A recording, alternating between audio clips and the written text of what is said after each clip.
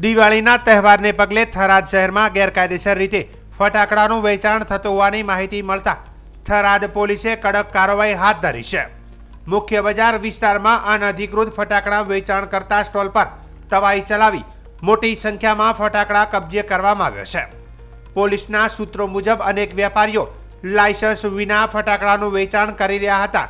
આ અંગેની ગુપ્ત માહિતી મળતા થરાદ પોલીસની ટીમે અચાનક ચેકિંગ અભિયાન ચલાવ્યું હતું. તપાસ દરમિયાન ફટાકડાના સ્ટોલમાંથી ગેરકાયદેસર સ્ટોલ મળી આવતા કાનૂની કાર્યવાહી હાથ ધરવામાં આવી હતી. આ અચાનક કાર્યવાહી બાદ અનધિકૃત ફટાકડાના વેપારીઓમાં ફફડાટ મચી ગયો છે. પોલીસ તંત્ર દ્વારા સ્પષ્ટ સૂચના આપવામાં આવી છે કે લાયસન્સ ધરાવતા વેપારીઓ જ ફટાકડાનું વેચાણ કરી શકશે, અન્યથા કડક કાયદાકીય પગલાં લેવાશે. પોલીસ અધિકારીઓએ જણાવ્યું હતું કે દિવાળીના તહેવાર દરમિયાન લોકોની સલામતી સર્વોપરી છે.